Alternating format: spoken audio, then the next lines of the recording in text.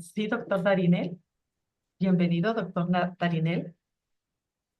No sé si me escucha por ahí. Ya lo tenemos activo aquí en la sesión. Ah, ya. Listo, doctor Darinel.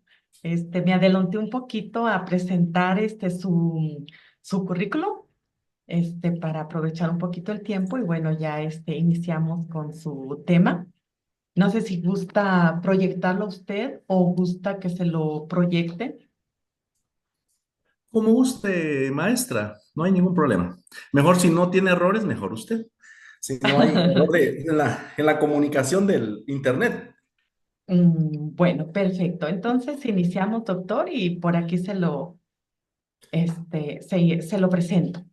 Cualquier Gracias. detalle también, si usted desea, me da indicaciones para poder parar, regresar o bien también hacer algún alto. Claro que sí, gracias, muy amable. No sé si escuchan bien. Eh, Auditorio, ¿escuchamos bien al doctor? Sí, Sí, doctor, se escucha perfectamente bien. Sí, excelente. doctor, se escucha bien. Muy bien. Entonces, vamos a empezar precisamente este tema muy interesante, ya enfocado al área de tratamiento. E inclusive puse un poco de control en el manejo del tratamiento de la diabetes mellitus.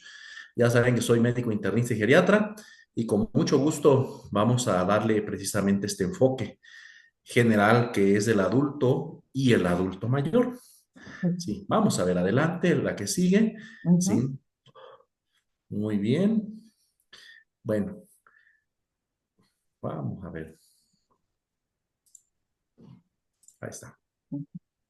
Correcto, pues ya vemos viendo que conforme avanza la edad va un incremento precisamente de la esperanza de vida de la población, motivo por el cual pues la cantidad de niños que nacen al día van a ser menos a comparación de la cantidad de personas adultas mayores que están cumpliendo años. Y bueno, tanto las personas después de los 40 años de edad y los adultos mayores pues son una población bastante especial precisamente en esta enfermedad.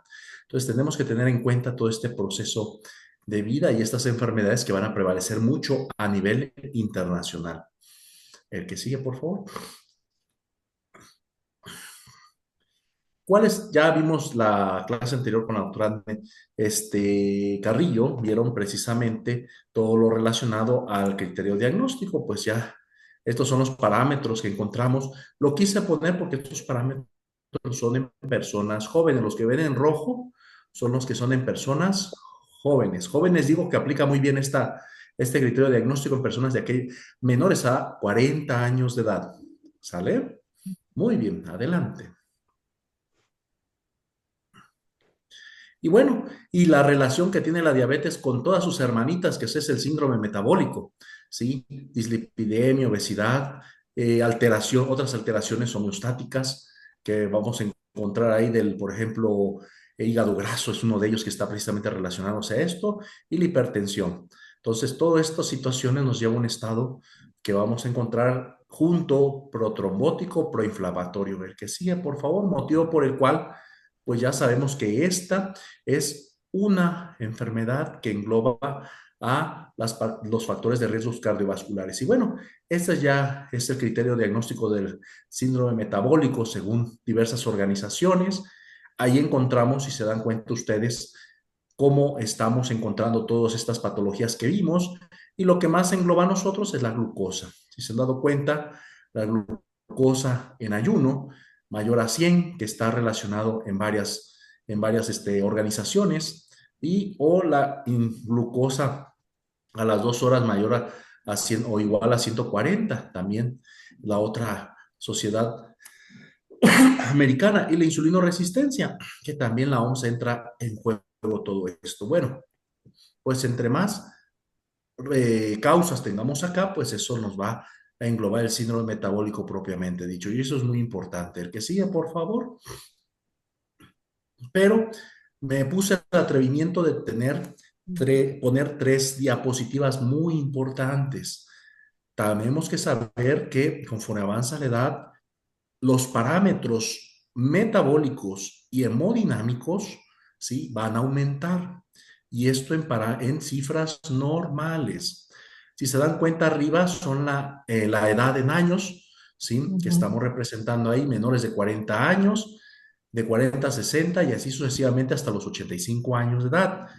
Vamos a ver que también los lípidos, ¿sí? Encuentran también un aumento precisamente de esta patología. ¿Cuál aumento se relaciona a todo esto? Pues bueno, vemos los triglicéridos como menores de 40 años es menor a 150. Un ejemplo que se llama triacilglicerol. Conforme pasa a los 40, 60 años ya viene siendo hasta 200, después hasta los 80 años puede ser hasta 240 y mayores a 85 años de edad hasta 260 de triglicéridos. Inclusive algunos dicen que es permitido después de los 85 años cifras de 300 miligramos por decilitro de triglicéridos. Es un ejemplo que estoy viendo, pero así también ocurre con el colesterol total, el colesterol LDL también ocurre y el que no hay cambios es el colesterol HDL conforme avanza el proceso de vida natural. Eso es muy importante que nosotros lo tengamos en mente porque también esto involucra todo este síndrome metabólico que va muy relacionado a la diabetes. ¿Sale? Entonces, esto es un ejemplo. La otra, por favor. La siguiente. Este es otro ejemplo claro de la presión arterial. Lo mismo, conforme avanza las décadas de la vida, la presión arterial va aumentando. Esto lo encuentran en cualquier libro de geriatría. Desde el año de 1960, la Organización Mundial de la Salud dijo cuáles eran los parámetros normales en personas sanas de acuerdo a las décadas de la vida. Y esto es lo que encontraron. Entonces, si se dan cuenta, miren cómo va la presión arterial sistólica caracterizada por la S, cómo va de lo normal de la sistólica de 90 a 130 en menores de 40 años de edad, hasta los 85 años de edad de 120 a 160 milímetros de mercurio. O sea que si un adulto mayor está su presión sistólica menor a 120, pues ya hablamos de una presión baja. Esto complementamos yo me imagino, a la diapositiva que nos presentó la doctora Carrillo. Vuelvo a insistir, esos son en personas jóvenes, menores de 40 años de edad. Y yo veo todo estos encuentros de la vida. ¿A partir de a qué horas empiezan a ver estos cambios? A partir de los 40 años de edad. Y sobre todo la edad de 85 y más, los geriatras los conocemos como una edad frágil. Y en las edades frágiles tenemos que tener precisamente, tener en mente siempre estas adecuaciones, porque si nosotros comparamos o bajamos las cifras de glucosa a comparación de un joven menor de 40 años de edad, lo más seguro es que lo agravemos al adulto mayor. Entonces, ya vimos problemas de grasas, problemas de presión arterial, cómo va el proceso normal de envejecimiento subiendo la sistólica. Y la diastólica siempre va a mantenerse en estos parámetros no tanto mayores a estos. Inclusive la diastólica tiende a bajar porque también mucho depende la diastólica del volumen. El volumen sanguíneo y los adultos mayores no toman agua. Entonces siempre va a estar con la presión baja. Y es lo que nos dicen muchas personas. Oiga, doctor, ¿por qué mi presión alta está más alta y la baja está más baja? Pues sí, porque la sistólica es normal por las resistencias vasculares, por la aterosclerosis de la vida, el mismo proceso de envejecimiento va coaccionando todo que la sistólica siempre suba hasta un límite normal. Y la diastólica no toma suficiente líquidos y va a estar para abajo. ¿Sale? Si tomara, se normalizara. Muy bien, entonces ese es otro parámetro que tenemos que tener y mantenerlo bien en cuenta. A ver, el que sigue, por favor. Y este es el que nos compete a nosotros también, la glucosa, ¿sí? Como la glucosa sérica, conforme avanza la edad, va a ser siempre normal. Miren la hemoglobina glucosilada en menores de 40 años, miren la glucosa en ayuno, miren la glucosa aleatoria en cualquier momento o la curva de tolerancia oral a las 2 horas. Miren esos parámetros de gente joven y compárenlo con estos parámetros de persona adulta mayor. Acuérdense que la definición de persona adulta mayor, ¿sí? Es mayores de 60 años de edad. Entonces, a partir de los 60 ya hay cambios bastante significativos, ¿sí? Sobre todo en los frágiles. cómo las hemoglobinas hemoglicosiladas se van a incrementar. Hasta un límite se pueden incrementar de manera normal, las glucosas en ayuno se van a incrementar, incluyendo la curva de tolerancia se va a incrementar. No esos menores a 140, sino van a ser hasta 100, 280 en aquellas personas después de los 60 años de edad, las curvas. Entonces, esto es importante por todo lo que vamos a manejar.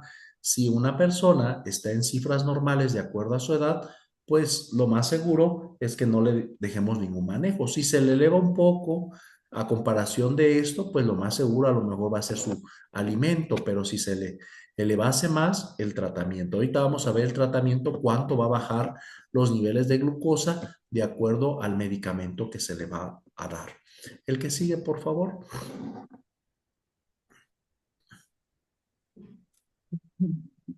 Muy bien.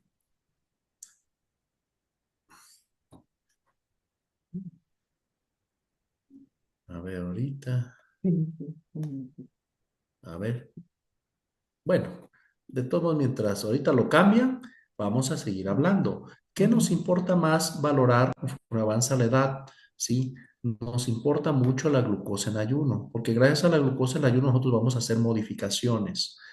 Y el buen control o las buenas metas nos importa mucho la hemoglobina glucosilada, ¿sale? Entonces, para hacer modificaciones del tratamiento, generalmente nos importa la glucosa en ayuno.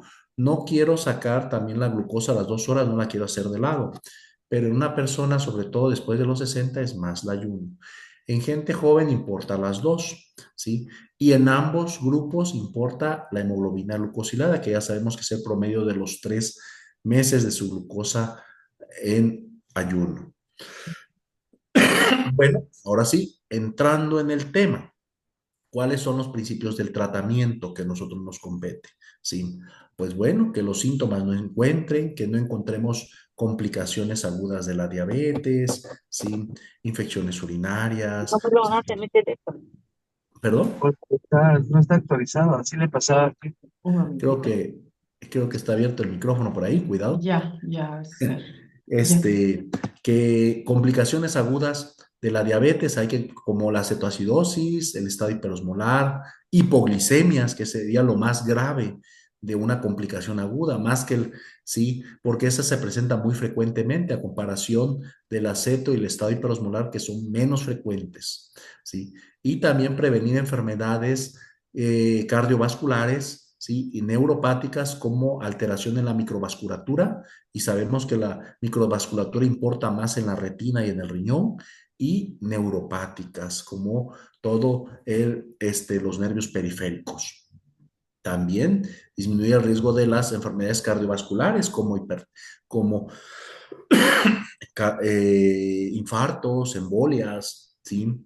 Eso es importante tenerlo. Trombosis de periféricas, ¿sí? Problemas arteriales periféricas, sobre todo de extremidades inferiores. El que sigue, por favor. Y bueno, también parte de nuestro tratamiento tenemos que ver que lo importante es el tratamiento no farmacológico. Es lo primero que vamos a ver y lo que primero que vamos a relacionar. Por favor, esto siempre hay que darlo a todas las personas que tengan elevado riesgo de padecer diabetes o dos, tengan diabetes. Esto es importante. El no farmacológico, como ustedes lo están viendo ahí. Cada uno de ellos tenemos que tenerlo en mente, incluyendo o los relacionados al síndrome metabólico, como la falta de ingesta de sal, bajar la ingesta de sal. Eso es importante porque el riesgo de hipertensión, evitar alimentos ricos en grasas saturadas o carbohidratos para aquellas personas que tienen problemas de colesterol, las grasas saturadas, problemas de carbohidratos, problemas de triglicéridos, evitar los carbohidratos, ¿sale? Entonces tienen que vernos, todo eso tenemos que ver como tal y disminuir, sobre todo si hay obesidad, disminuir la obesidad. El que sigue, por favor. Y bueno, estos son los objetivos del tratamiento que vamos a tener de acuerdo a la edad. Si tiene menor la persona de 65 años de edad, debemos de cumplir todo esto.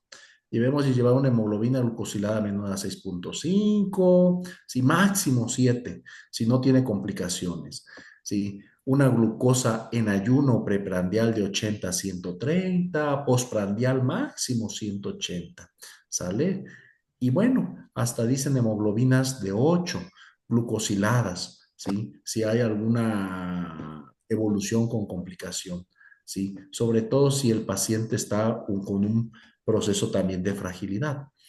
Entonces, tenemos que ver todos estos detalles que vamos viendo porque es muy importante mantener las cifras de acuerdo a su edad. ¿Por qué decimos 65 años de edad? Porque acuérdense que estas guías vienen siendo guías europeas y guías tomadas de los Estados Unidos o Canadá, y en ellos, para adulto mayor, para ellos es mayor a 65 años. Y persona joven, ¿sí? Una persona adulta es menor a esa edad. Por eso ellos catalogan, si es una persona joven menor a 65, tengamos estos objetivos del tratamiento, sea o no diabético, tiene que tener todo esto. Y si es mayor a 65, la que sigue, por favor, es esta. Esta es la meta de control si es mayor a 65. Como ven ustedes, vean precisamente esta primera gráfica donde está el cuadro rojo, donde dice edad de 66 a 75 y mayor a 75 años. Cómo ellos empiezan a poner las hemoglobinas glucosiladas, que ya hemos dicho que importa mucho para las metas de control. Vean ahí que dice que menor a 7 si efectivamente no tiene complicaciones cardiovasculares, de 7 a 8 si hay alguna complicación, y si el paciente es muy grave, es muy frágil o tiene mayor a 75 años de edad, tiene que ser hasta 8.5. Y ustedes dirán, oiga doctor, ¿y en qué equivale? ¿Cuál es la equivalencia de una hemoglobina glucosilada a miligramos de decilitro de glucosa en ayuno? Vean precisamente la otra tabla, la que es de color rosa, ¿sí? Con blanco, sus franjas blancas. Entonces, las filas rojas con blancas refieren que una hemoglobina glucosilada de 7 va a equivaler un promedio de glucosa en ayuno de 154, y una hemoglobina glucosilada de 8.5 va a equivaler una miligramos por decilitro de hasta 197, sí, máximo 200 miligramos en algunas tablas. Y vemos precisamente acá abajo donde dice hemoglobinas menores a 8.5, todos esos pacientes que van a tener, tienen que tener esa cifra, ¿sí? Fragilidades, ¿sí? Dependencias funcionales, demenciados, institucionados o alguna enfermedad crónica, ¿sí? Edades mayores a 75 años, ¿sí? Y eso significa que puede llegar su glucosa en ayuno hasta 200 y no hay que hacer ningún ajuste en este tipo de población. Sí, estamos viendo, como dice ahí en rojito, después de los 65 años, podemos tener glucosas en ayuno entre 100 a 180. Si está joven, si no tiene factor de riesgo, puede todavía tolerar su glucosa hasta 85 miligramos en ayuno, de 85 hasta 180, máximo 200 en aquellas personas mayores a 75 años de edad, con algún riesgo de fragilidad o enfermedad. El que sigue, por favor. Les iba a decir, si tienen alguna duda o pregunta, pueden de una vez interrumpirme, ¿sí? Y porque luego a veces se olvidan las preguntas, ¿sí? Con confianza y con gusto lo hacemos, ¿sí? Entonces, ¿cuál sería lo adecuado para un tratamiento integral? ¿Sí? Según la Sociedad Americana de la Diabetes, ¿sí? Uno, mantener hemoglobinas de acuerdo al control que hemos visto, si es mayor de 65, menor de 65, y si es mayor de 65, si tiene algún riesgo de fragilidad. Dos, individualizado, ¿sí? Estos puntos son importantes. El tiempo de la diabetes, si hay embarazo, si son personas mayores, si tienen alguna otra enfermedad asociada, si hacen bajas de glucosa o si tienen alguna otra. Otras, por ejemplo, son los efectos adversos. Si yo tengo un efecto adverso de un paciente y le está cayendo mal ese medicamento por ese efecto adverso y es más molesto el efecto adverso que su control de su glucosa, motivo por el cual puedo cambiar ese medicamento porque uno no puede vivir con una molestia, sobre todo si la molestia es muy, muy, muy fuerte. Vamos a ver cuáles son los efectos adversos de acuerdo al grupo de medicamentos que nosotros vayamos encontrando más adelante. El que sigue, por favor. Entonces, puntualicemos también otros puntos, otros datos, perdón. Uno, presiones arteriales también tienen que estar controladas de acuerdo a la década de la vida. Ya lo vimos, la guía te menciona menor a 130-80, pero sabemos que también de acuerdo a los 65 años esta cifra normal se va a incrementar. Dos, lípidos normales. Claro, si tiene menores de 40 años de edad, esto sería lo normal, pero si tiene mayores de 60, va a cambiar estas normalidades, ya lo vimos. La otra, si hay obesidad, sobre todo en el índice de masa corporal, si es menor a 40 años, vuelvo a insistir, si es mayor, sobre todo de 40 a 60, hay que tener especial cuidado con el índice de masa corporal. Pero si es mayor a 60 años de edad, ya no podemos diagnosticar obesidad según el índice de masa corporal, porque si lo hacemos, todos los adultos mayores tendrían un elevado índice porque ganamos más grasa. Ojo, ganamos mucho más grasa conforme avanza la década de la vida, perdemos más músculo. Entonces, tener cuidado en el diagnóstico de obesidad, sobre todo si tiene mayores de 60 años de edad. Y bueno, saber cuándo va a haber una deficiencia insulínica, inmunodeficiencia, para empezar el inicio de la insulina. Aquí es algo que tenemos que ver. La insulina está muy satanizada. No quiere, ¿qué es lo que nos dicen los pacientes? Doctor, no quiero que me ponga insulina porque yo siento que eso me va a dejar ciego, me va a doler los pies, va a hacer que ya no tenga calidad de vida. Bueno, hay que ver todo eso, es una herramienta muy importante si hay inmunodeficiencia. Vamos a ver cuando veamos el apartado de insulina. El que sigue, por favor. Y bueno, primero, tratamiento no farmacológico. Vamos a hacer unas cuantas diapositivas de estos, nada más con ahora sí vamos a una breve recomendación. ¿Sí? La dieta, yo siempre he dicho, esta enfermedad, la diabetes, la hipertensión, las dislipidemias, la hiperuricemia, o sea, elevado el ácido úrico, ¿sí? Y otras enfermedades metabólicas, sé que esto, lo más importante es el buen control de su azúcar mediante la alimentación. En la alimentación puede llegar hasta un 100% de control de su diabetes, de su problema de las grasas, de sus problemas de ácido úrico, inclusive va a hacer que tome menos medicamentos para la presión arterial o si es muy estricto en su alimentación, ¿sí? Hasta en algunas personas quitar el medicamento, ¿sí? De acuerdo a las cifras que ya hemos visto de cuál es lo normal de cada uno, ¿sale? ¿Esto en dónde va a suceder?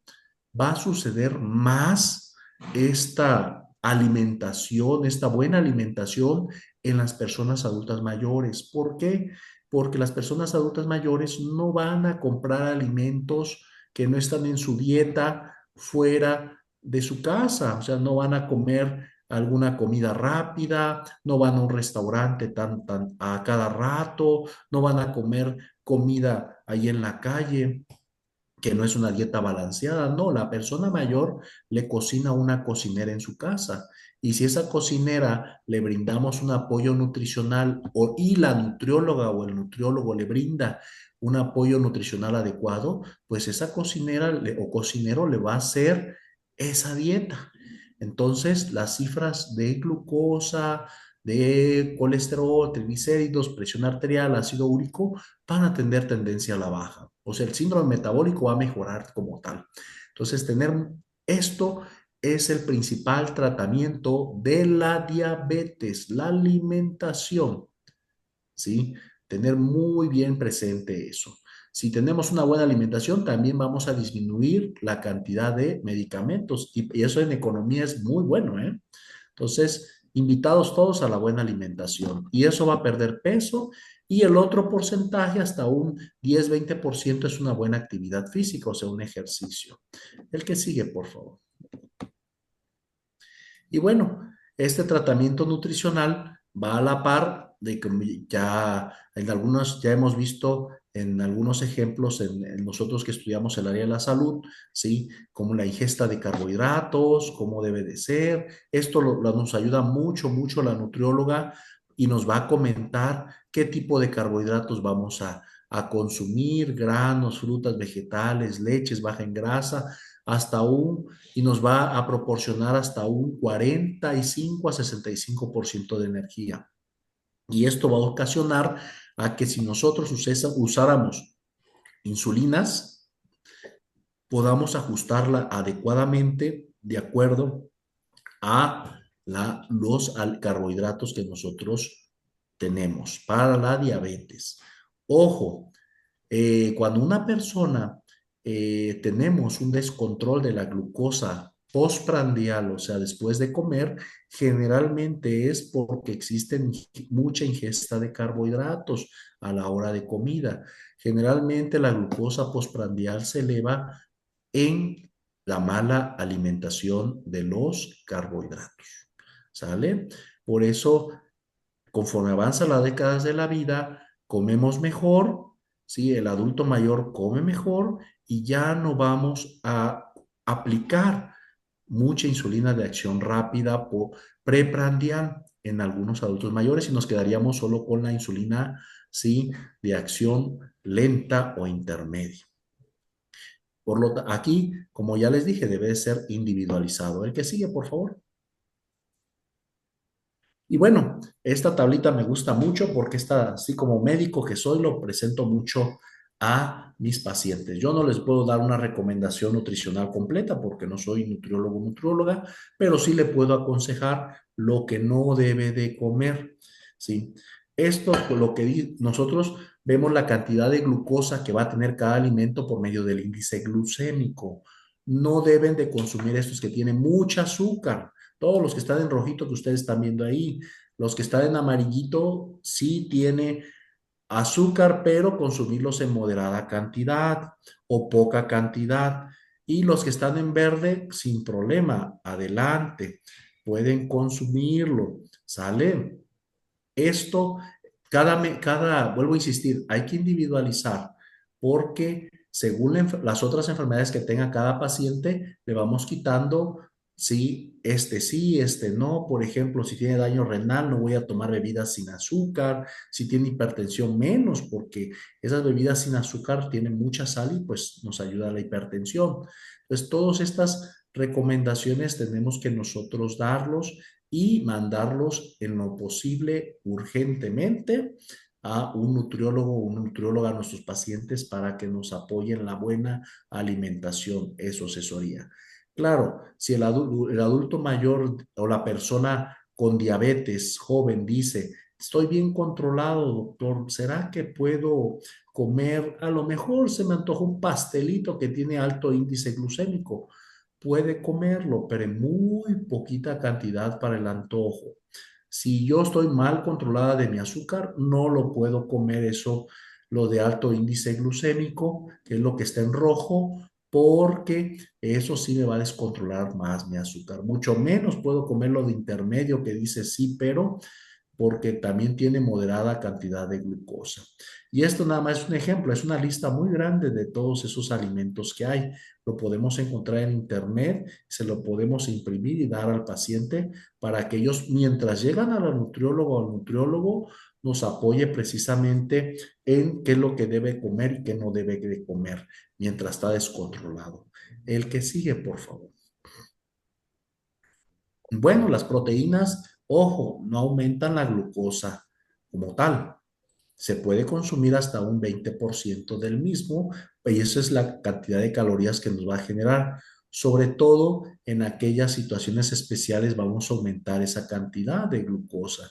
¿Sí? Si nosotros tenemos alguna enfermedad grave, sí, podemos aumentar la cantidad de glucosa. Pero ojo, hay que individualizar, vuelvo a insistir, porque las principales proteínas que nosotros encontramos son proteínas magras, son proteínas de las carnes, ¿sí? Pero si sobre todo carnes rojas, pero si la persona padece un problema renal, pues no le voy a dar carnes rojas, carnes magras, carnes de origen animal. Voy a darle más carnes de origen vegetal. Y también si tiene problemas de hígado, pues no se diga, también vamos a restringirle las carnes de origen animal y darle más más proteínas de origen vegetal. Entonces, toda esta situación lo ve mucho nuestra nutrióloga. Y la dieta va a cambiar porque un día estamos bien, otro día nos enfermamos, otro día ya tenemos esta enfermedad. Entonces, las dietas van cambiando, sobre todo en carbohidratos, proteínas y grasas. Sí, eso hay que tenerlo muy en cuenta. Por eso la dieta es muy individualizada y no solamente es esa dieta para toda la vida. Puedo necesitar otra dieta de acuerdo a las enfermedades que yo voy padeciendo. Adelante, el que sigue, por favor. Y bueno, las grasas también tienen que ser un 30% del total de nuestra energía que vamos a consumir, ¿sí? Estas grasas son muy importantes porque nos va a regular el colesterol, ¿sí? Sobre todo si los colesteroles son más de 300 miligramos al día, el total, pues sí, indudablemente hay que mandar a una nutróloga para que le restringa sobre todo las grasas de origen animal, que son las saturadas, ¿sí? Y eso va a disminuir colesterol total a expensas de LDL, por favor, ¿sí? También tenemos que, lo ideal sería consumir grasas, ¿sí? No saturadas, ¿sí? O monoinsaturadas o poliinsaturadas. Eso es importante que nosotros consumamos como tal para precisamente mejorar. Las grasas también, que son las poliinsaturadas, son los omegas, vienen de carnes de pescado, son muy buenas, esas sí no las podemos ver. E inclusive también es malo que el colesterol total lo mantengamos muy bajo, porque acordémonos que todas las células de nuestro cuerpo están hechas, su capa protectora, o sea,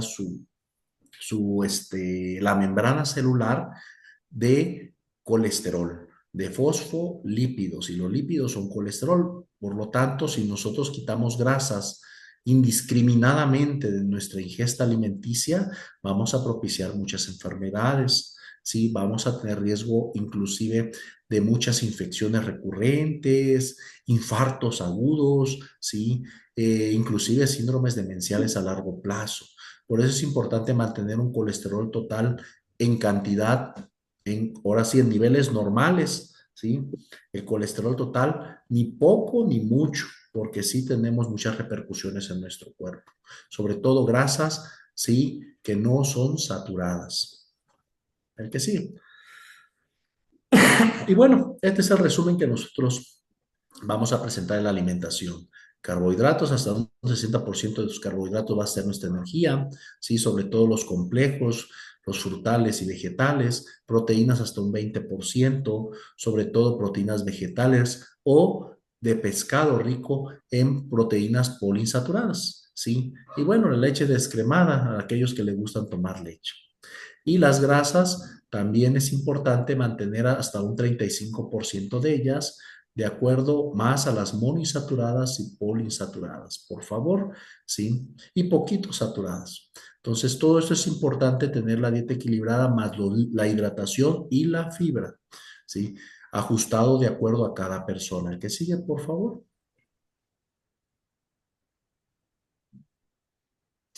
Y bueno, entramos al otro tema, que sería la actividad física. Este controla más o menos de un 10 a un 20% el control de nuestro azúcar, disminuye hemoglobinas glucosiladas hasta un 20% de la misma, ¿sí? Dicen todas las guías 30 minutos al día, ¿sí? Para que se haga, o si no puede diario, un día sí, un día no, ¿sí? Para mejorar, para prevenir todos los eventos cardiovasculares, ¿sí? Mejorar el colesterol HDL, que es la única forma de incrementar lo que es el colesterol bueno, ¿sí?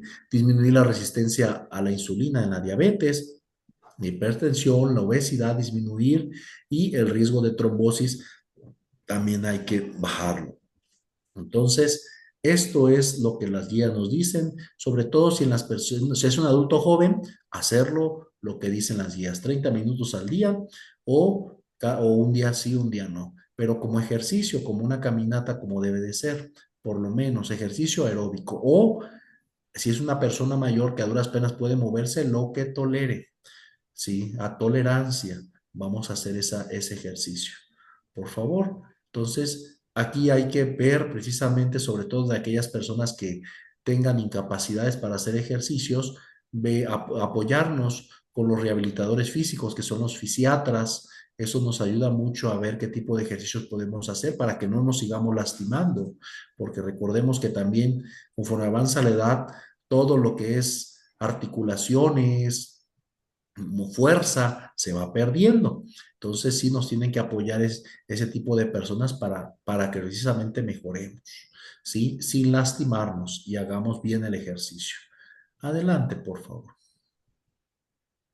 Y la manera de que nos va a apoyar el ejercicio. Tenemos, vuelvo a insistir, hacerlo lo más que se pueda, ¿sí?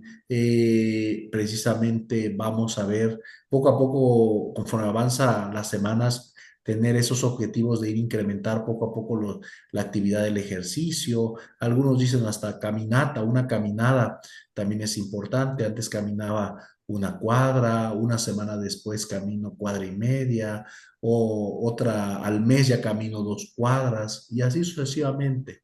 Entonces tiene que ser regular.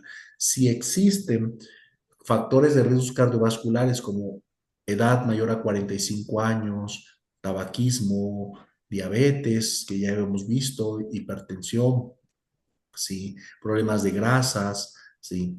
Entonces, alguna otra enfermedad que haya tenido, algún infarto, alguna embolia, todas esas situaciones nos va a obligar a que vayamos primero a una valoración cardiológica para ver si ese corazoncito por medio de estudios es capaz de hacer alguna actividad física, porque si no vamos y lo hacemos ese tipo de personas, corremos el riesgo de tener alguna otra complicación cardiovascular, porque acordémonos que el ejercicio incrementa el consumo de oxígeno por el miocardio y eso va a hacer que se estrese más el corazón, si sobre todo si el corazón está dañado, si se estresa aún más y nos puede infartar. ¿Sale? El que sigue, por favor.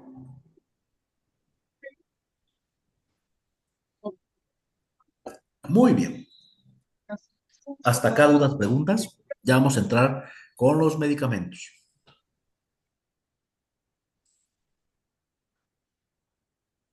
Bueno, pues ahora sí, entramos a los medicamentos, ¿sí? ¿Qué tipo de medicamentos usamos para el azúcar? ¿Cuándo empezamos a dar un medicamento, ¿sí? De la diabetes. Uno, cuando a pesar de la dieta no está funcionando la glucosa. Dos, cuando las cifras de glucosa sean más altas de lo normal, ¿sí? Y se presenten con muchos síntomas. Tres, cuando se presenten las complicaciones agudas de la diabetes. Ya empezamos a dar, como una cetoacidosis o estado hiperosmolar, ¿sí? Todo eso tenemos que tenerlo en mente, el tratamiento de medicamentos, porque tenemos que, el objetivo de todo esto es disminuir la glucosa paulatinamente, ¿sí? Hasta alcanzar su control a cifras óptimas, como hemos visto en diapositivas anteriores. Oiga, doctor, ¿y en cuánto tiempo vamos a alcanzar las cifras anteriores que hemos comentado?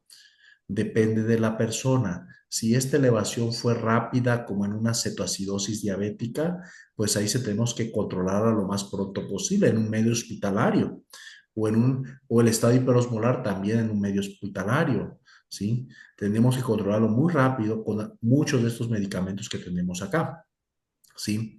Si el descontrol está en casa y el paciente está tranquilo, pero sin molestias, nada más cansado, pero su glucosa está en 300, 400 en ayuno, pues podemos irle bajando poco a poquito, ¿sí?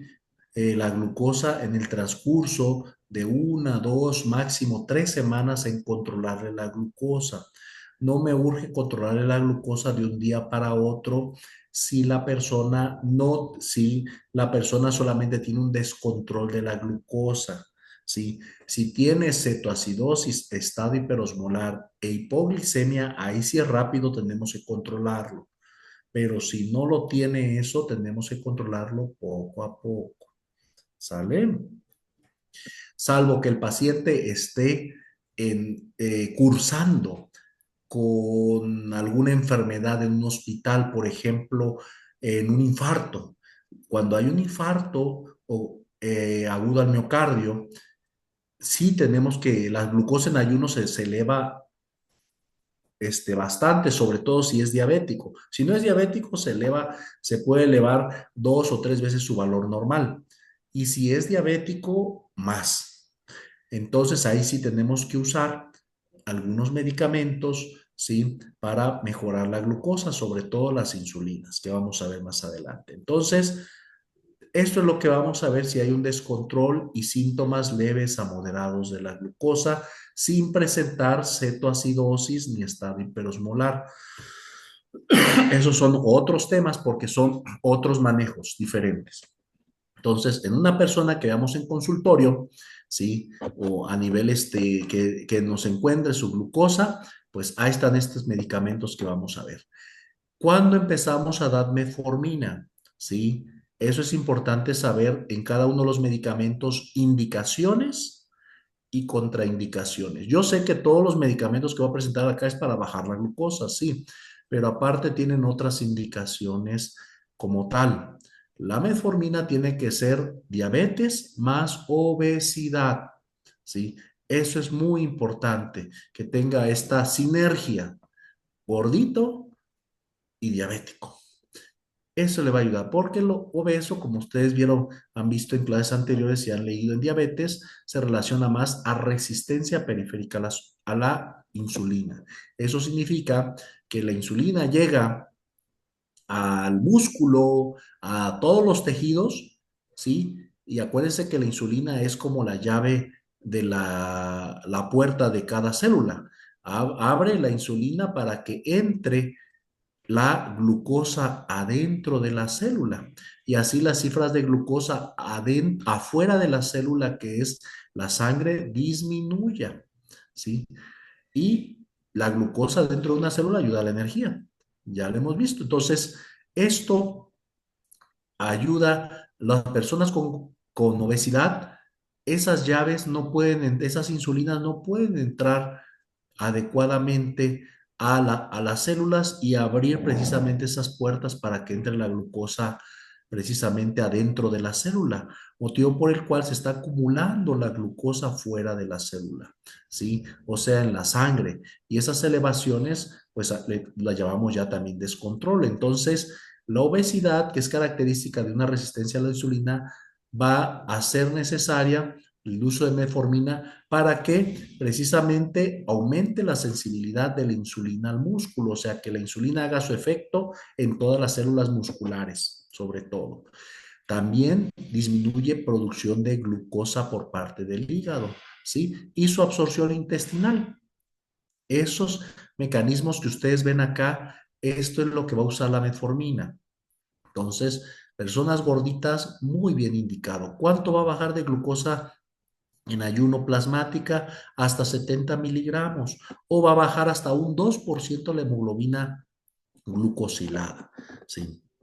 Entonces, ¿qué significa esto? Si yo tengo una glucosa de 200 y soy joven, menor a 40 años de edad, ¿cuánto equivaldría? ¿Sí? 200, el 2% de 200. A ver, ahora sí, les hice una pregunta capciosa. ¿Por qué esto es importante? Porque también lo vamos a usar en las insulinas, ¿eh? A ver, si hay personal de enfermería nos puede ayudar muchísimo en esto. ¿Cuánto sería el 2% de 200?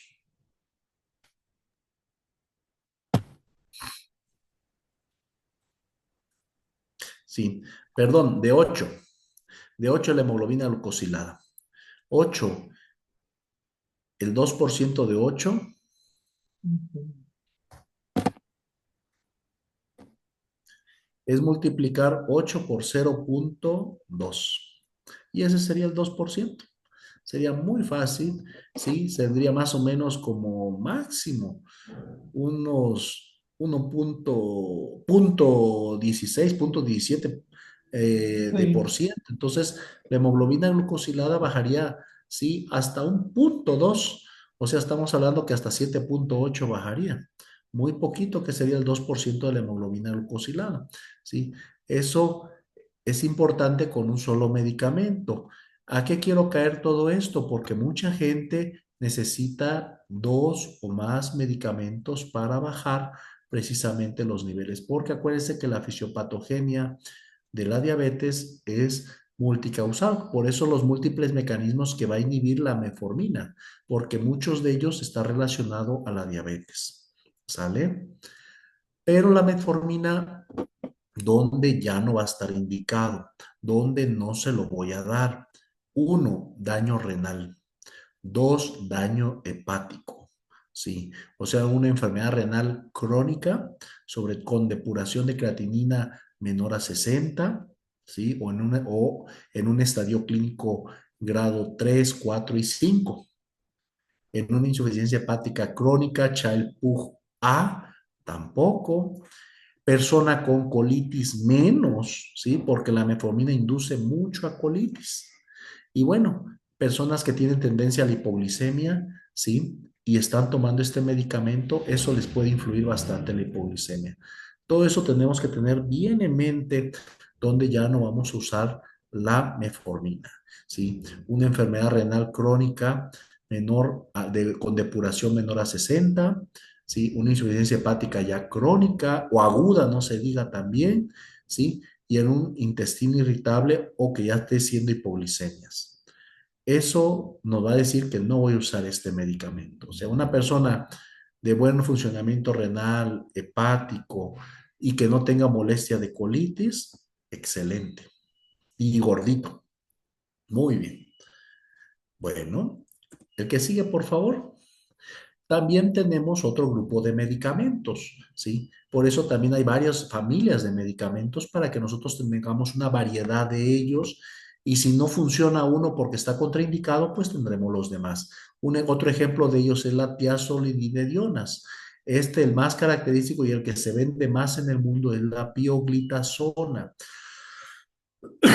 que va a estimular precisamente esos receptores PPAR que van a disminuir la resistencia a la insulina.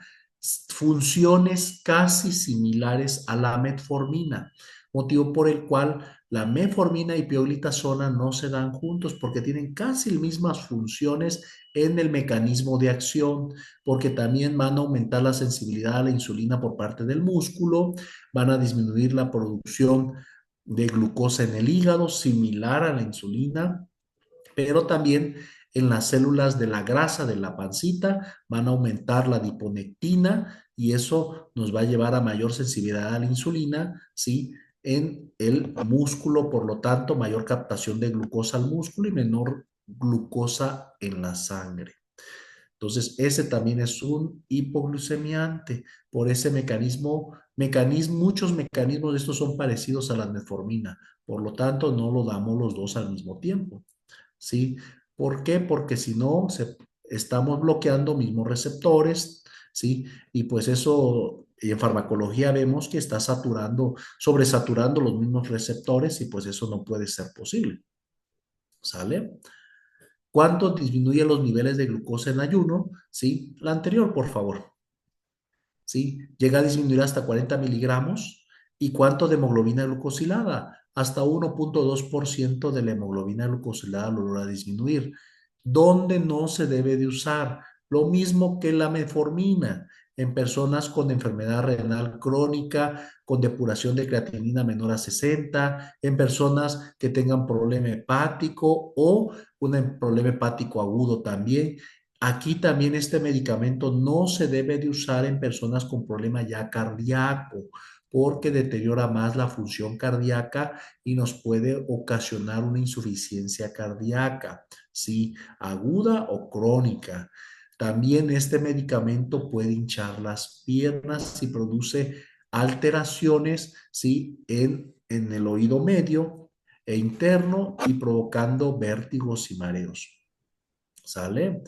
Y en algunas personas gana un poquito de peso, por más por el edema que va a causar.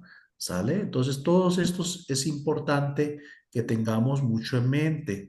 Si hay paciente cardiópata, no usar. Si el paciente padece del riñón o del hígado, no usar. ¿Sí? Si hay problemas, mucho problema de hinchazón, de vértigo, está un poquito gordito, tampoco no usar. ¿Por qué la metformina sí en personas obesas? Porque también la metformina bloquea la saciedad del hambre y baja de peso. Por eso está más recomendada en gorditos. Este le aumenta el peso y también puede aumentar hasta el colesterol LDL, que es el colesterol malo. ¿Sale? Ya vamos viendo los contraindicaciones. Ahora sí, el que sí. Y bueno, otro grupo de medicamentos que vamos a encontrar nosotros son las sulfonilureas o los secretagogos. Estos medicamentos ¿cuál es su mecanismo de acción? Van a ir a la insulina y le van a decir a la célula beta, quiero que produzcas mucha insulina. Son los ordeñadores del páncreas, literalmente. ¿Sí? Estos ordeñadores del páncreas van a ser como cuando ordeña, ¿sí?, a la vaca, en lugar de el páncreas lo que va a sacar es insulina. Estos son los ordeñadores, ¿sí? Por lo tanto, pues no se puede usar con insulina, ¿sí? Porque al final de cuentas la insulina va a ser para que descanse el páncreas. Y esto va a hacer que el páncreas lo ordeñes y en cierto momento se pueda cansar el páncreas y ya no va a producir insulina, aunque le meta varios medicamentos de estos para que saque más insulina en el cuerpo. Entonces, los dos que encontramos aquí a nivel internacional en nuestro medio es la glibenclamida y la glimepirida, están en los cuadritos rojos. Estos dos medicamentos son característicos de las sulfonilureas, ¿sale? Eh, ¿Cómo se pueden usar estos medicamentos? Hasta 3 veces al día la glibenclamida y la glimepirida una vez al día. ¿Cuánto se puede usar la metformina? La metformina se puede usar hasta 3 veces al día, hasta teniendo un máximo. Vamos a tener 2.5 gramos de metformina y la pioglitazona se puede usar hasta 2 veces al día, o sea, 30 miligramos de pioglitazona. Y en estos, la glibenclamida se puede usar, viene pastillitas de 5 miligramos y podemos usar máximo 3 veces al día, o sea, 15 miligramos. Y la glimepirida viene pastillas de 2 y 4 miligramos y máximo se puede usar 8 miligramos al día. Oiga, doctor, ¿y si puede usar más gramaje al día? Van a aparecer los efectos adversos, ¿sí? Y eso me va a limitar su uso. Por eso es un rango máximo, porque después de eso ya se observó que existen muchos efectos adversos. Y ustedes dirán, bueno, ¿en qué personas ocurren más los efectos adversos? ¿Sí? ¿En qué personas van a ocurrir eso? Si nos pasamos, ¿en qué personas las podemos producir esas efectos no deseados? ¿Sí? Pues van a ocurrir mucho en niños, en adultos mayores y en personas frágiles, ¿sí? Personas frágiles también, aparte de adultos mayores de 75 años, son personas que contienen cánceres, VIH o alguna otra enfermedad que propicie alguna enfermedad terminal, como enfermedad renal crónica terminal, insuficiencia hepática terminal. Entonces, en ellos no vamos a usar dosis máximas, porque si no, ellos los vamos a intoxicar más rápido, le vamos a producir mayores efectos adversos, ¿sí? Este parámetro máximo es en personas jóvenes sin estas enfermedades, ¿sí? En personas igual deshidratadas vamos a intoxicarla muy fácilmente, ¿sale? Entonces tenemos mucho que tener cuidado con este tipo de personas en usar dosis máxima. No las va a tolerar, van a aparecer mayores efectos no deseados. ¿Qué efecto no deseado puede ocurrir en aquellas personas que están tomando mucho medicamento para el azúcar? Hipoglicemia. Y la hipoglicemia que va a ocasionar, la hipoglicemia nos va a ocasionar que ahora sí tenemos que tratar a la paciente de manera urgente de la hipoglicemia. Bueno, entonces vemos que de estos dos medicamentos, la glimepirida es el que tiene menos efectos no deseados. Y bueno, ¿dónde no podemos usar estos medicamentos?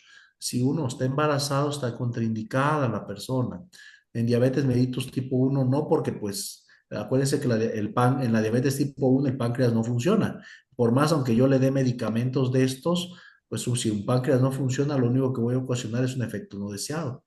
Nunca voy a sacar insulina en un páncreas que no funciona, ¿sí? Cuando hay cirugías mayores tampoco, porque incrementa más el riesgo de hipoglicemia.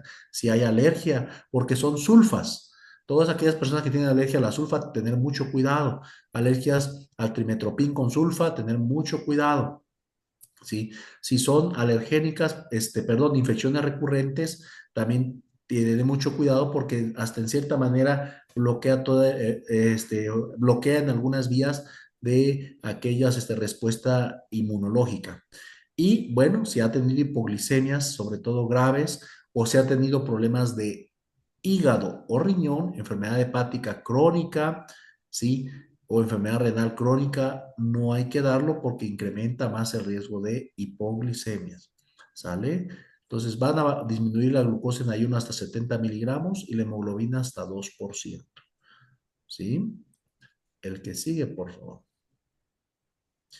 Ahora, el otro grupo de medicamentos, las meglitinidas, la repa y la nateglinida, ¿sí? Estos dos medicamentos, aquí en México, la verdad, no hay, ¿sí? Sí hay en otros países, pero en estos medicamentos aquí no hay. ¿Por qué no hay? Porque aquí en la población mexicana, uno, aparte de que son un poquito más caros del otro, se ha visto que no funcionan adecuadamente a comparación de los demás medicamentos. Entonces, los demás medicamentos, sí, mejoran más bajando la glucosa en ayuno y hemoglobina glucosilada a comparación de estos medicamentos. ¿Dónde? ¿Qué es lo que tenemos que tener en mente de estas meglitinidas? ¿Sí? Si hay embarazo, diabetes tipo 1, cirugías mayores, reacciones alérgicas y datos de enfermedad renal crónica avanzada o insuficiencia cardíaca, insuficiencia hepática avanzada porque producen hipoglicemias. Mecanismo de acción parecido a las sulfonilureas. ¿Sí? También son secretagogos, un poquito más caro estos. No se demostró que haya una mejor baja de glucosa a comparación de los demás, por eso nosotros usamos mejor las sulfonilureas a comparación de esto. Muy bien. ¿El que sigue?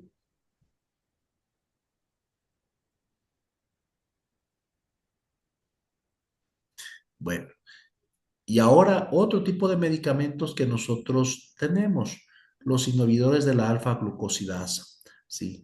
Esta alfa-glucosidasa, ¿sí? Es la culpable de que se absorban todos los carbohidratos de nuestros alimentos por nuestro intestino.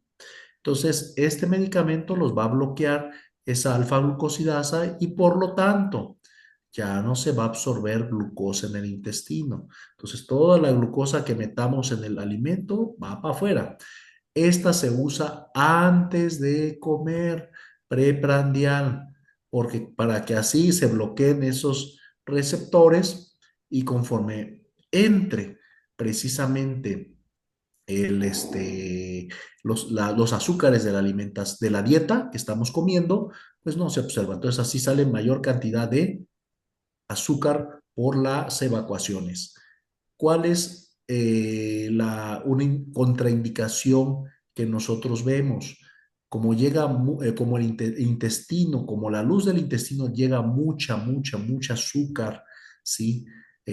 A ese nivel intestinal, ¿sí? Luminal, adentro del intestino, va a provocar que exista una fermentación y esto va a ocasionar, desgraciadamente, una colitis, ¿sí? O evacuaciones así explosivas, ¿sí? Con muchos gases. Entonces, aquí en México, mucha de nuestra comida es muy colítica, sobre todo el chile que nos encanta, ¿sí? Y si le meto este medicamento que produce más colitis, ¿sí? Tomarlo 15 minutos antes de cada alimento, pues la persona no los tolera. Entonces, aquí desgraciadamente por nuestra alimentación, que es muy colítica, no lo va a tolerar las personas, sobre todo en aquellas personas que son muy colíticas, no los tolera, ¿sale? Casi por eso casi no lo usamos mucho, ¿sí? Pero aquella persona que no sea colítica, tenga una buena alimentación, pues sí es una estrategia más para usarlo, pero siempre debe de combinarse con los demás medicamentos. Eso es una recomendación de este medicamento para lograr esos objetivos de baja de glucosa en ayuno como lo están viendo en rojito. El que sigue, por favor. Otro grupo de medicamentos son los inhibidores de la enzima DPP4, ¿sí? Ustedes dirán, bueno, ¿y qué mecanismo tiene? Pues es un mecanismo diferente a todos los demás. Van a prolongar el efecto de la incretina, ¿sí? Por medio de aumento de la producción de insulina y disminución de la producción de glucagón, ¿sí? Esto es importante porque al final de cuentas, sí, va a actuar parecido a un secretagogo y gracias a estos medicamentos, que es otra familia más, a veces aquellos pacientes que no quieren usar insulina, pues es una buena medida de usarlos para que usen menos cantidades o no usen la insulina, dependiendo los niveles de glucosa. En primer lugar, salió la sitagliptina, después la bilda, la saxa y por último la linagliptina, ¿sí? Y todos estos medicamentos tienen su indicación precisamente en la diabetes, bajando hasta 1,2 su hemoglobina glucosilada. Y si se mezcla con otros medicamentos, pueden llegar hasta 3% su hemoglobina glucosilada.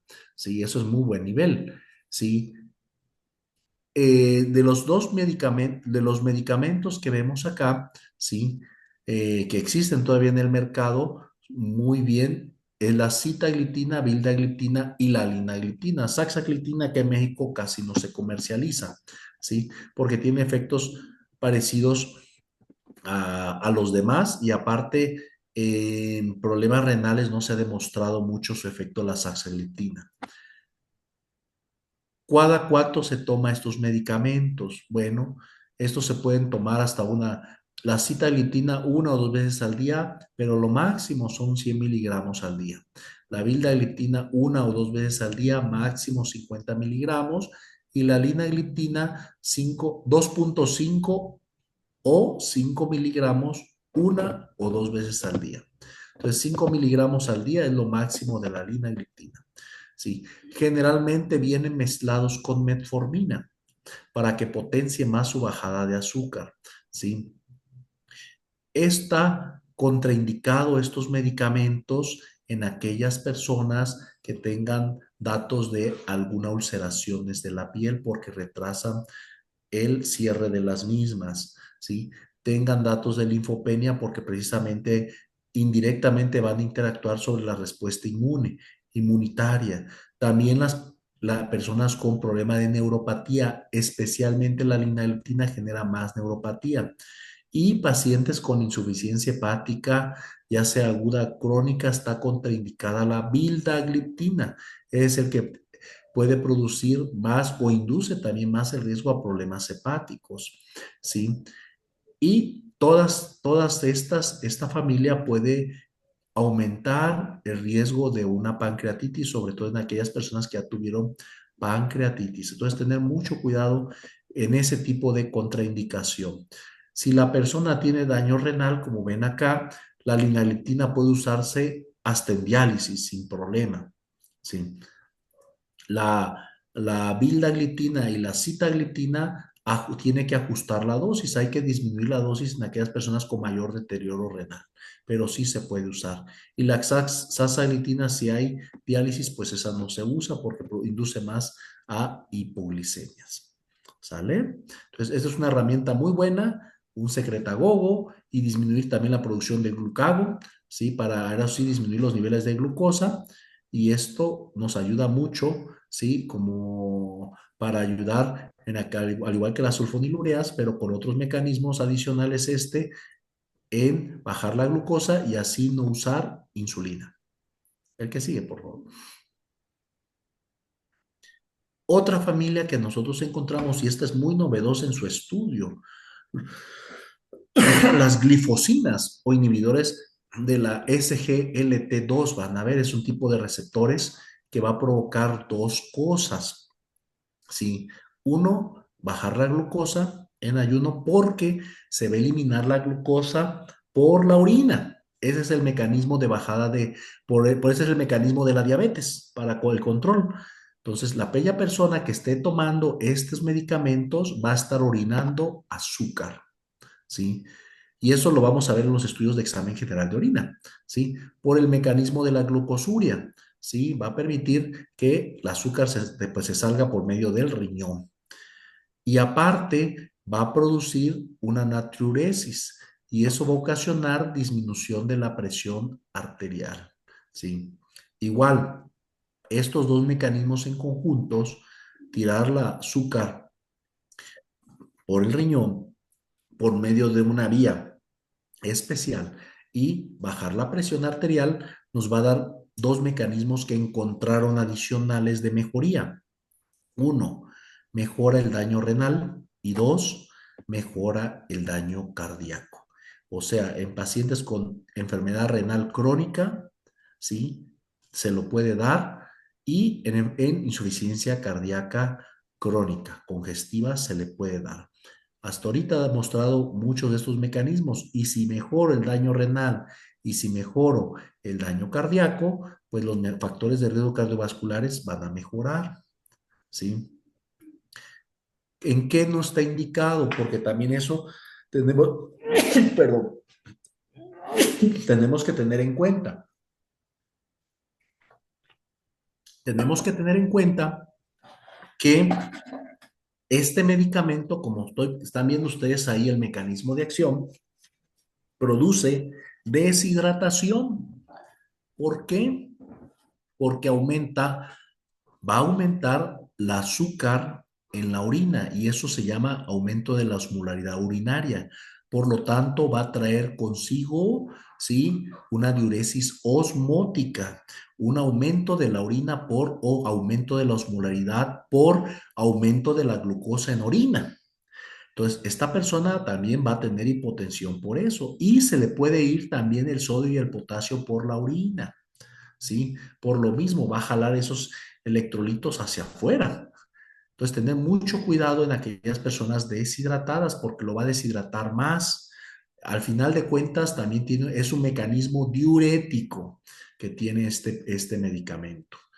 Dos, si tiene problema de sodio y potasio en sangre bajo, pues lo va a bajar más.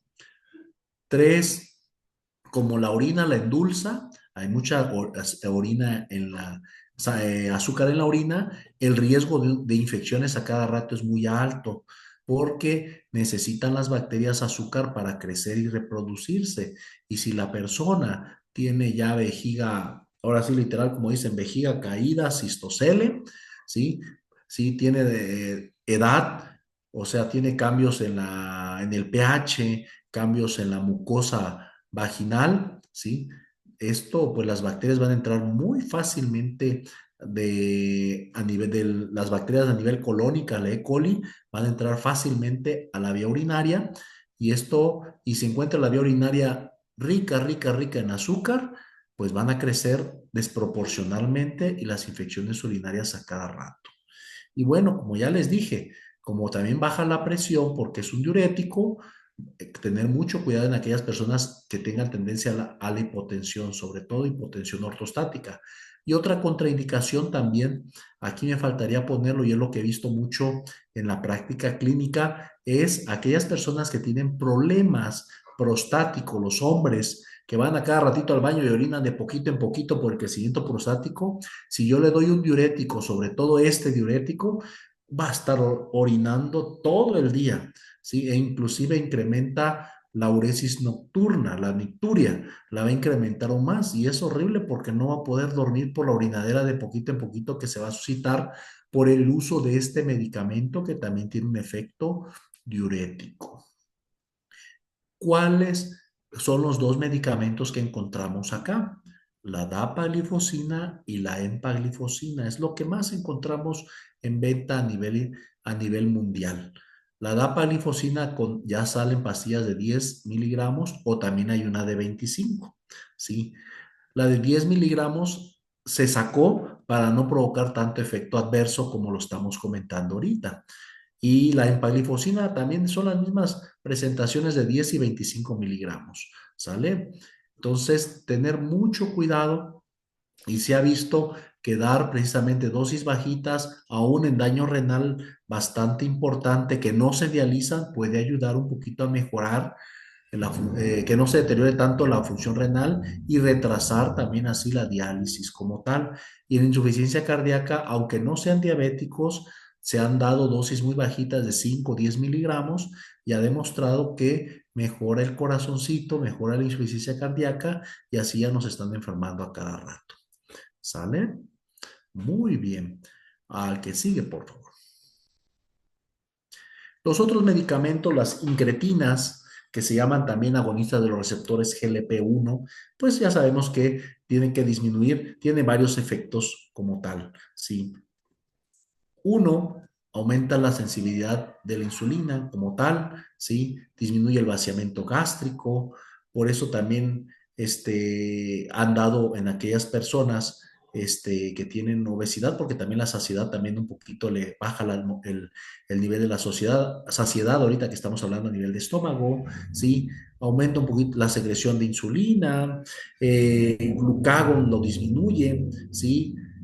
También a nivel muscular aumenta mejor la captación de la glucosa por el músculo, disminuye la producción de glucosa por el hígado, ¿sí? Ha sido también cardioprotector y en el tejido adiposo pues también disminuye aquellas personas por lo mismo la cantidad de tejido adiposo por múltiples receptores directos e indirectamente porque la persona tiene saciedad más temprana, o sea, comen poco. ¿Cuáles son los dos medicamentos que se usan actualmente? Los más usados son los de liberación prolongada, los que se aplican una vez al día o una vez por semana. ¿Cuáles son? La liraglutida, una vez al día, y la exenatida, el de liberación prolongada, que es una vez por semana. ¿Cuál es el único pequeño detalle que vemos de estos dos medicamentos? Su costo es muy costoso, ¿sí? E inclusive mezclado con las insulinas se usan como tal. Se puede usar una vez al día la liraglutida con la insulina, pero el costo lo eleva mucho, ¿sí? Entonces, por eso no se usa a nivel mundial tan frecuentemente, ¿sí? Por el costo, y nadie puede aguantar un costo como eso, menos instituciones públicas pueden aguantar el costo de estos medicamentos. ¿Y en qué no debe de usarse? Si hay problemas, sobre todo colitis con tendencia a la diarrea, porque aumenta la peristalsis intestinal y el vaciado gástrico y la persona va a tener mucha colitis y mucho síndrome diarreico, o personas con pancreatitis, también tener mucho cuidado, o el riesgo de pancreatitis es muy alta. También en estadios renales de diálisis o prediálisis, que es el estadio 4 o 5 de diálisis con depuraciones menor a 15 de creatinina, no usar. O si hay alergia al medicamento, también como las insulinas. Si en el sitio de la aplicación me produce una alergia, ¿sí? O una alergia sistémica, porque también tienen derivados proteicos, pues no está indicado. ¿Sale? Entonces, en la práctica clínica lo usamos, la verdad, aun aquí en el medio privado no lo he usado porque es muy caro. Prefiere la gente pagar insulina a comprar estos medicamentos o los mezclados. Muy bien. El que sigue, por favor.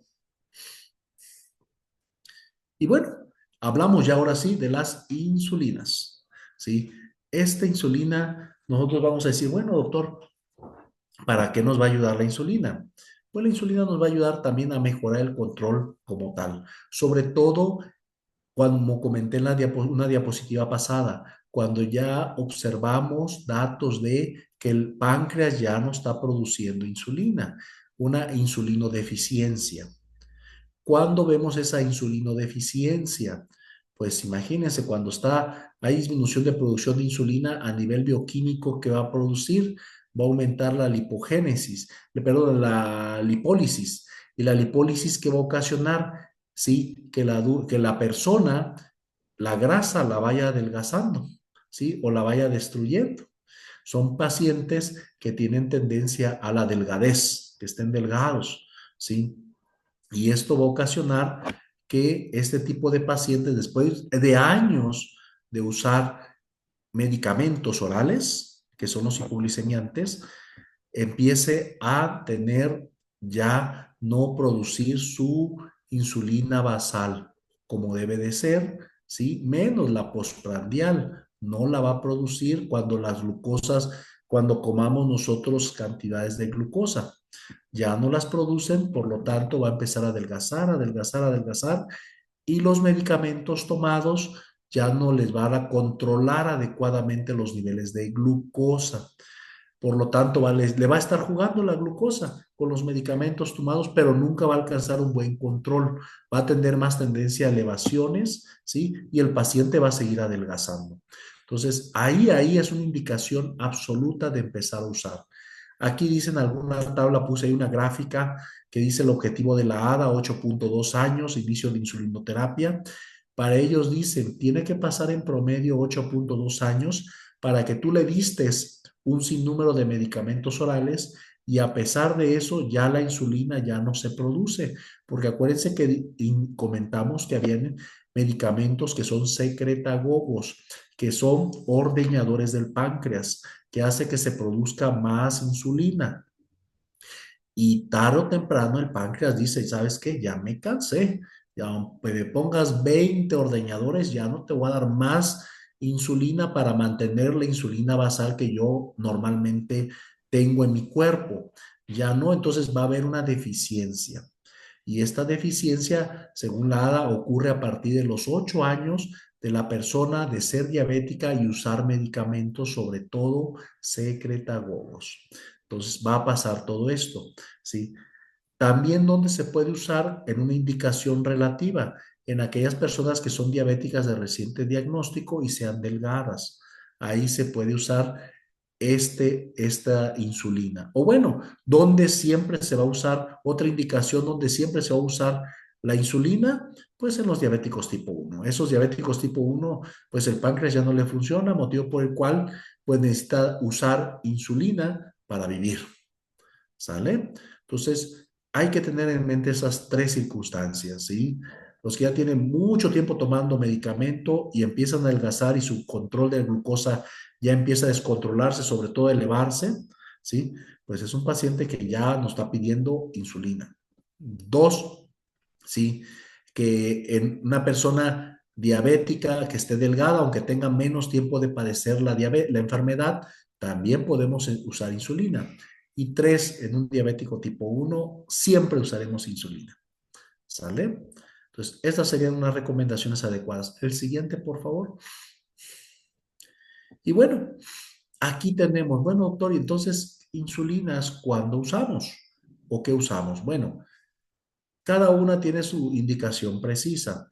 Gracias a las insulinas prolongadas, ya no usamos las intermedias, porque las prolongadas solamente se usa un piquete al día, que es subcutánea, y las intermedias son 2 al día. Entonces, gracias a que salieron ese tipo de prolongadas, adiós, intermedias, casi no lo usamos, salvo que no tengamos en nuestro medio acción prolongada, entramos las intermedias. Y bueno, las insulinas rápidas y ultra rápida la usamos en casos de glucosa que se eleven súbitamente o se van a elevar súbitamente, como cuáles, cuando son precisamente, se tienen que usar, ¿sí? Antes de que sospechemos que se vaya a elevar, o sea, antes del alimento, porque si está elevado y aún así elevada la glucosa en ayuno, vamos a comer, lo más seguro que se vaya a elevar, ¿sí? Entonces podemos usar esta insulina rápida e inclusive ocupamos más estas insulinas rápidas en medio hospitalario, porque en medio hospitalario tenemos un control más estricto de la glucosa y ahí podemos seleccionar a insulinas rápidas para que los niveles siempre se mantengan en cifras normales. En, en domicilio o en personas que ya se van a egresar de un hospital y estén comiendo, vamos a usar insulinas prolongadas, ¿sí? en pacientes con que sospechemos que va a haber una hiperglucemia postprandial, ¿sí? Vamos, o estén hospitalizados de forma aguda y tengan hiperglucemias, usamos insulinas rápidas.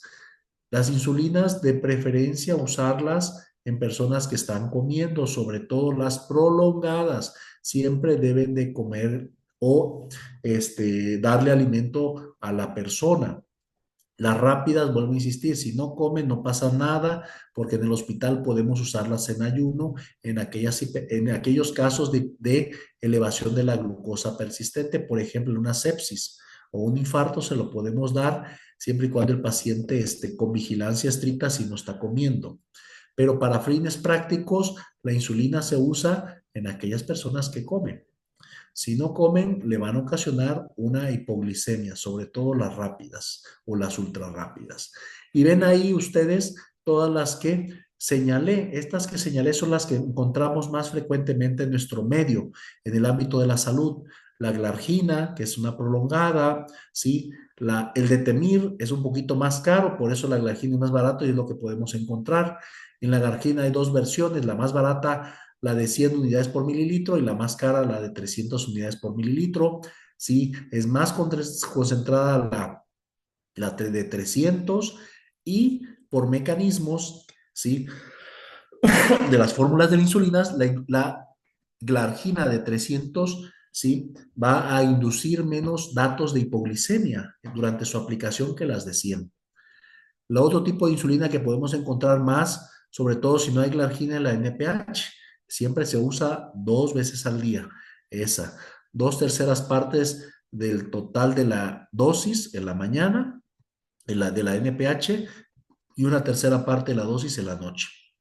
Y las ultra rápidas, ¿sí? Y las rápidas, la rápida, la regular y la ultra rápida, conocemos la Lispro, esa se encuentra mucho en el mercado. Inclusive esta la Lispro la vamos a encontrar mucho en combinación con la otra insulina que se llama protamina. La protamina, como ven acá, es una que es la NPL, es una insulina intermedia. Vamos a encontrar esa sinergia, una insulina Lispro que es ultra rápida, ¿sí? Más 75% de insulina protamina, que es una intermedia, y esta la usamos 2 veces al día antes de cada alimento, ¿sí? La prolongada, ¿sí? La glargina o la NPH la podemos usar, ¿sí?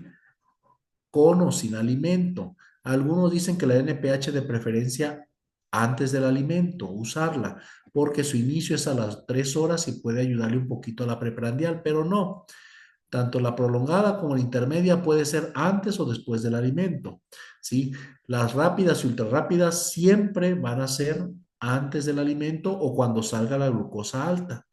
Y las mezclas, que es la Humalog Mix 25, ya dije una marca comercial, ¿sí? Que es 25% de Lispro, que es una insulina ultra rápida, y 75% de insulina de protamina.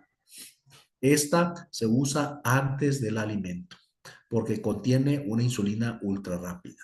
¿Sale?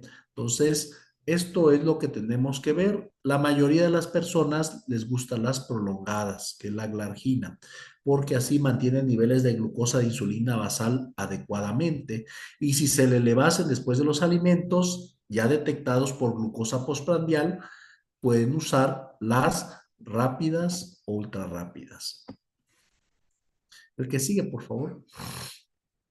Y bueno, esta diapositiva es muy interesante del uso de las insulinas. Las insulinas es muy fácil de usar. Si ya dijimos a aquella persona que tiene esas características que va a usar insulina, empecemos a usarlas, ¿sí? ¿Cuándo vamos a empezar a usar la insulina? Pues ya vimos las características, una persona delgada, ¿sí? Que no se controla su azúcar, con por lo menos 2 medicamentos hipoglicemiantes orales, pues usamos la tercera opción es agregar una insulina, ¿sí? Y al agregar una insulina, lo más seguro es que vamos quitando tratamientos orales, ¿sí? Cuando agreguemos cualquier medicamento, incluyendo la insulina, tenemos que checar diario la glucosa. Bueno, eso lo vamos a ver más adelante, todos los días, para ver cómo van los niveles. Vamos a ver ahorita estas insulinas, ¿cuáles vamos a usar y cómo las vamos a usar? La insulina de acción rápida y la insulina de acción lenta que vemos acá. La insulina de acción rápida ya les dije que es para bajar la glucosa posterior de cada alimento. ¿Cómo la vamos a usar? Vamos a aplicar al 1 o 2% de insulina según los niveles de glucosa en ayuno de descontrol. Ejemplo, ahí puse dos ejemplos. Si mi glucosa antes del alimento, ya sea desayuno, comida o cena, está en 200, ¿sí? ¿Cuánto voy a aplicar para que no se eleve más? ¿Sí? Puedo usar al 2% o al 1%. El 2% para multiplicar la glucosa a 200 es el 0,2, ¿sí? Entonces, voy a usar, si aplico la fórmula 200 por 0,2 es igual a 4 unidades de insulina de acción rápida. Voy a aplicar preprandial 4 unidades de insulina de acción rápida. Si mi glucosa está en 400, ese es el otro ejemplo. En ayuno, antes del alimento, estas se aplican más o menos unos menos de 15 minutos antes del alimento. Si está en 400, puedo aplicar al 1%. Igual 0,1, que es el 1% por 400, es igual a 4 unidades. ¿Cuándo usamos al 1 y cuándo usamos al 2%? Depende de la persona. Si las glucosas siempre han estado muy elevadas, mayores a 300, podemos usar al 2%. O si la persona no es frágil, podemos usar al 2%. Si las personas, ¿cuándo podemos usar al 1%? Aplicarlo cuando es frágil, ya vimos que es fragilidad de una persona, o cuando son glucosas con elevaciones muy leves, menores a 200, podemos aplicar al 1%. Muy fácil, ¿sale? Este esquema lo podemos aplicar cada 8 horas antes de cada alimento o en un hospital si queremos bajar la glucosa adecuadamente, siempre y cuando el paciente esté tolerando, podemos aplicar cada 4 o 6 horas, dependiendo qué tan rápido queremos bajar, podemos poner el tiempo del uso de la insulina como tal de acción rápida, ya sea en un hospital puede ser preprandial o, no, o a la hora que se establezca. ¿Y cuándo podemos hacer la acción de una insulina lenta? ¿Dudas hasta acá de la acción rápida? Generalmente lo usamos en un medio hospitalario. Así. ¿Por qué? Porque tenemos que checar la glucosa 3 veces al día por las enfermedades que están padeciendo. ¿Sí? Eso es lo más importante de la preprandial. ¿Cuándo usamos la insulina de acción lenta? La acción lenta la podemos usar, como ya comenté, en domicilio, ¿sí? O cuando ya se vaya a egresar de un hospital, ¿sí? Si vimos que estuvo usando al día, un ejemplo, 20 unidades de insulina de acción rápida se aplicó durante los últimos días en promedio, podemos transformar esas 20 unidades de insulina de acción rápida en insulina de acción lenta. Al final, siempre y cuando esté comiendo. ¿Cómo empezamos una insulina de acción lenta como la glargina? Muy fácil, aplicamos esta fórmula. Podemos usar 0,1 o 0,2 unidades de insulina glargina o también NPH, que es la intermedia, por kilogramo de peso de la persona kilogramo de peso de la persona que no esté hinchada, porque acuérdense que el edema pesa más. Entonces, de la peso que no esté hinchado.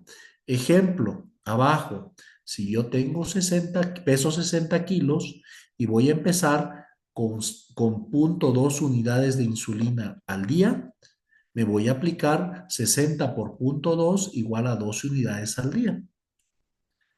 Si yo tengo 80 kilos y soy una persona frágil, voy a usar 0,1 unidad, ¿sí?, de insulina al día. O sea, 80 por 0,1 voy a empezar con 8 unidades de insulina de acción. Aquí me equivoqué, no es rápida, es de acción lenta, de la glargina o de la NPH. Acuérdense, la NPH es de esas 12 unidades del ejemplo anterior, 2/3 partes en la mañana y 1/3 parte en la noche.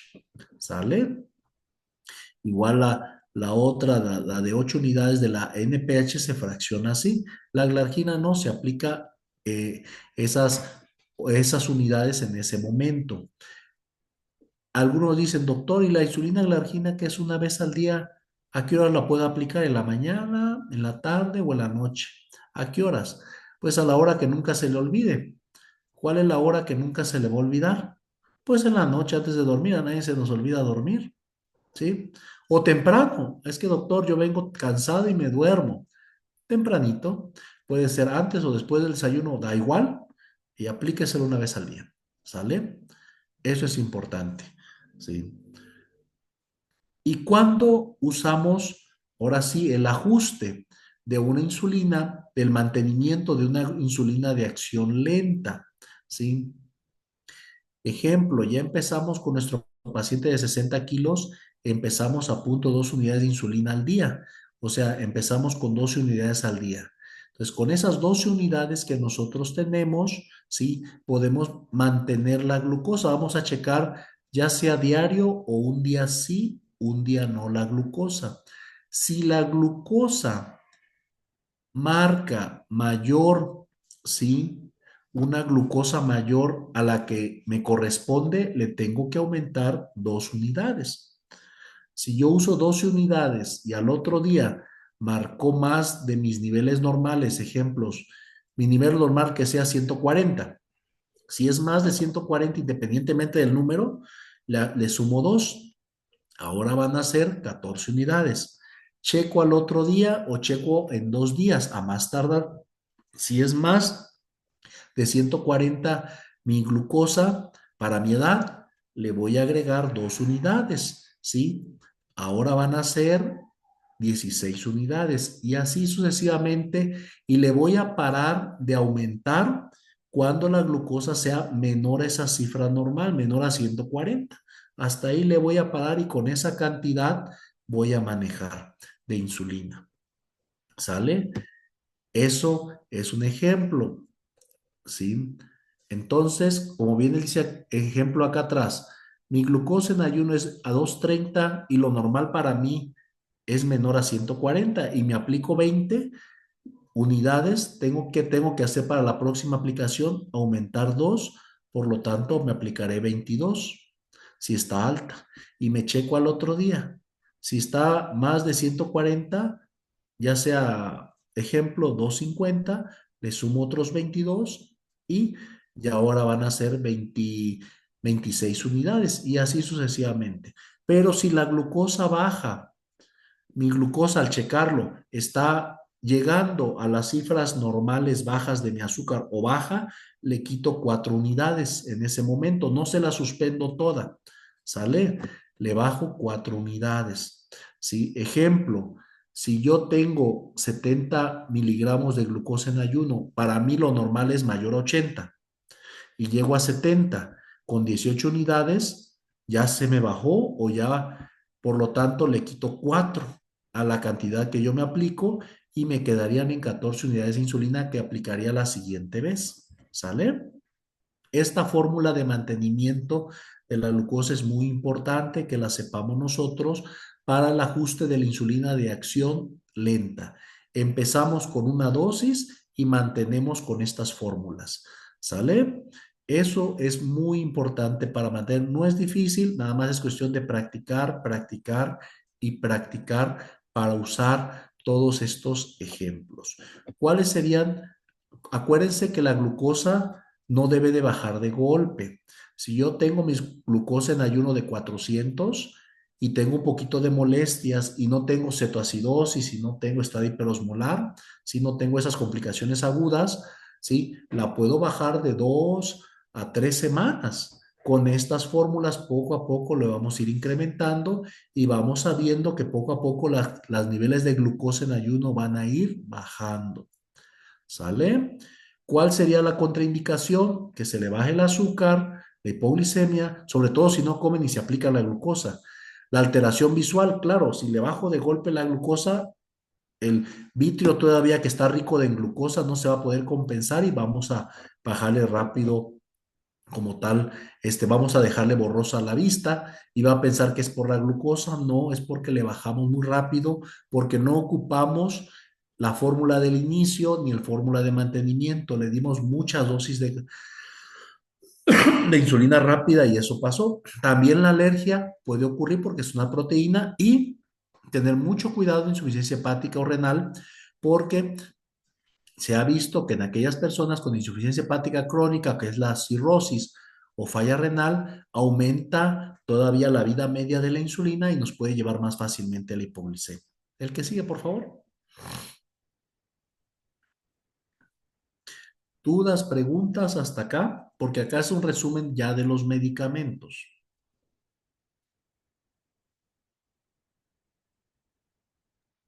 Doctor, buenas noches. Buenas noches.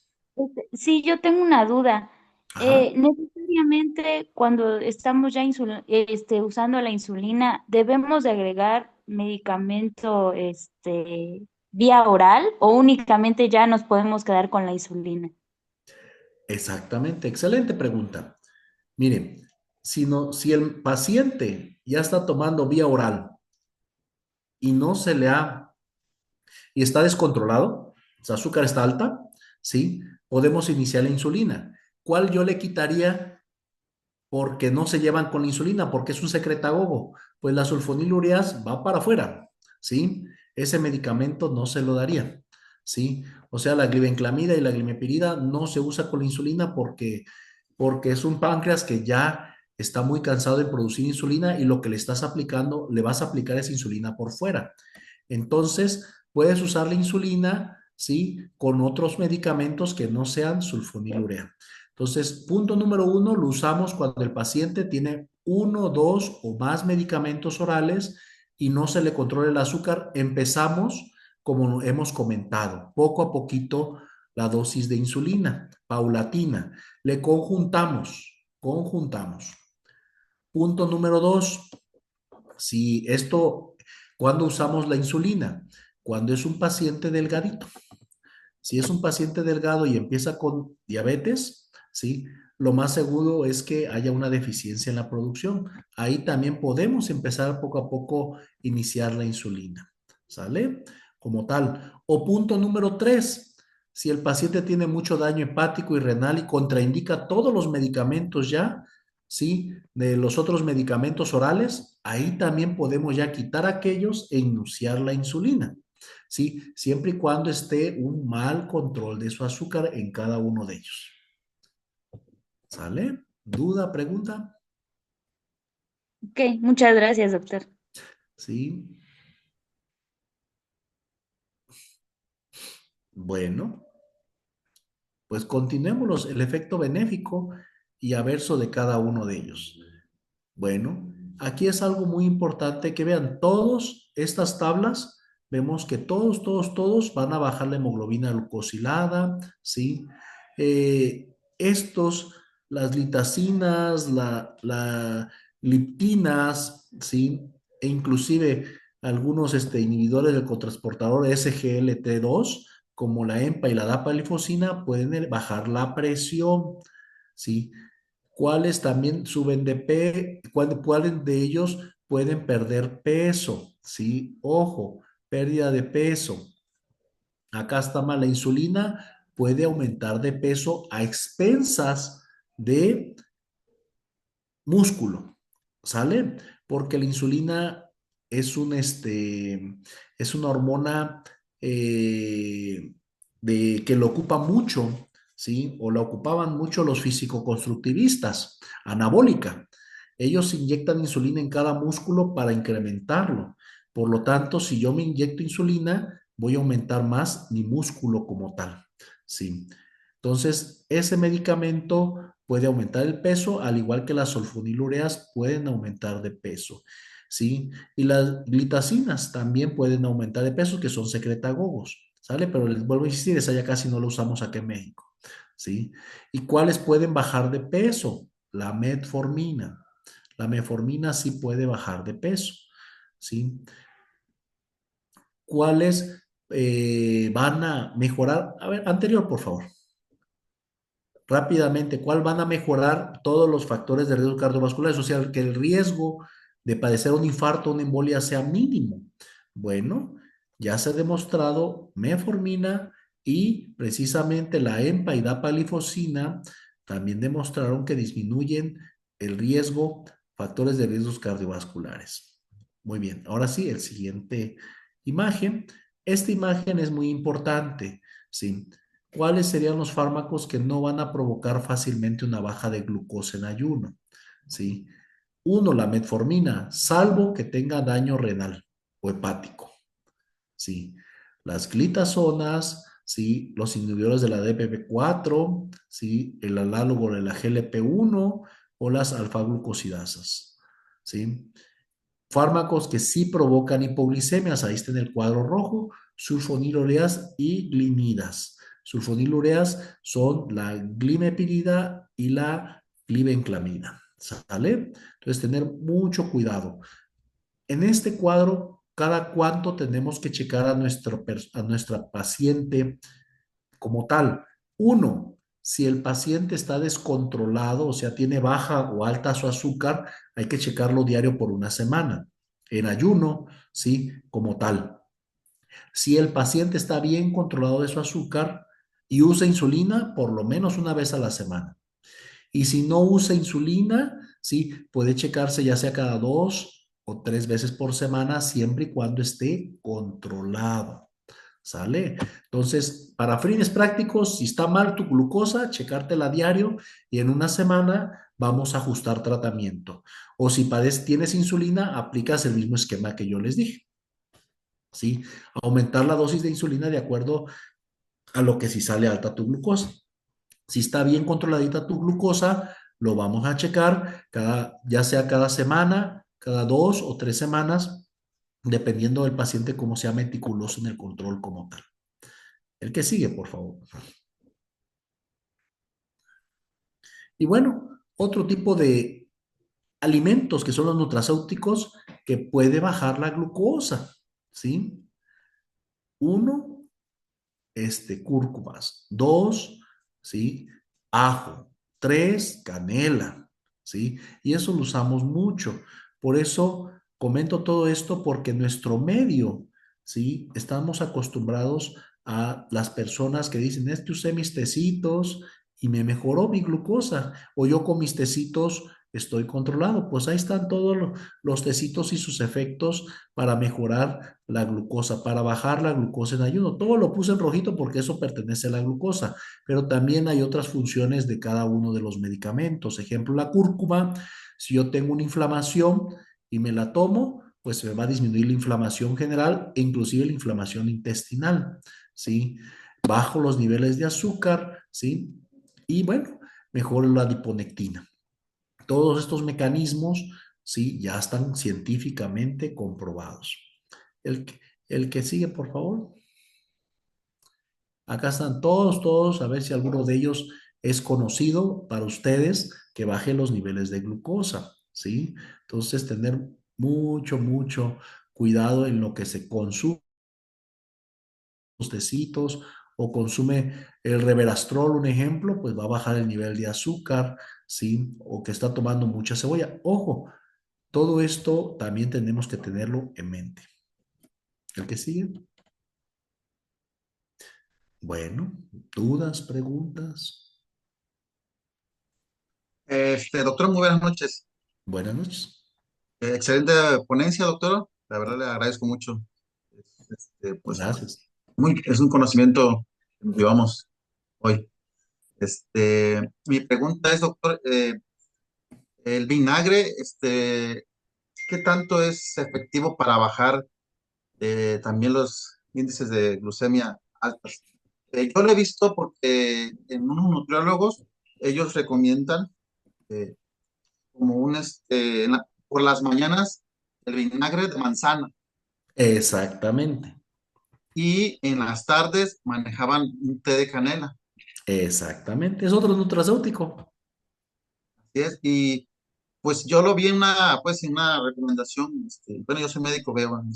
en receta y si me quedé con esa duda y le escribí al nutriólogo y me mandó pues un artículo médico y pues como que le quise entender y sí, por eso ya que usted es el experto en esto, qué tanto lo recomienda, doctor? ¿Sí? Son nutracéuticos, sí, se puede usar, pero vuelvo a insistir, aquí el nutriólogo es el que nos va a apoyar muchísimo en todo esto, porque si se dan cuenta hay que individualizar. Algunos el vinagre no les cae bien si tienen problemas estomacales, ¿sí? Por ejemplo, si tengo gastritis, reflujo, colitis, ay caray, ahí me limito el uso, ¿sale? Entonces, Sí. también cada nutracéutico que vimos tiene sus indicaciones y contraindicaciones. Eso lo sabe mucho más el nutriólogo o la nutrióloga, ¿sí? Pero también algunos los podemos saber por conocimientos como tal, ¿sí? Pero sí es por eso yo siempre, siempre, siempre envío a mis pacientitos que tienen este diabetes asesorías nutricionales, porque luego el nutriólogo le encuentra que toma muchas otras cosas para el control de su azúcar, ¿sí? Es bueno, pero vuelvo a insistir, nutracéuticos también tienen efectos no deseados o contraindicaciones. Eso hay que tenerlos muy bien en mente, ¿sí? Porque no todos se pueden usar como tal. Ujú. Ok, doctor. Bueno, y la otra pregunta, doctor, en cuestiones de la liofeocina, inhibidores de la CGLP2, ¿se puede usar también con insulina, doctor? Sí, Sí. sí, sí, sí. Los únicos que no vamos a usar con insulina es con la glimepirida y la glibenclamida, Ok, doctor. Bueno, con los le secretagogos. agradezco mucho. Ahí sí Le no. agradezco mucho. Ujú. Está Gracias, bien. doctor, le agradezco mucho, ¿eh? Dale. ¿Dudas, preguntas?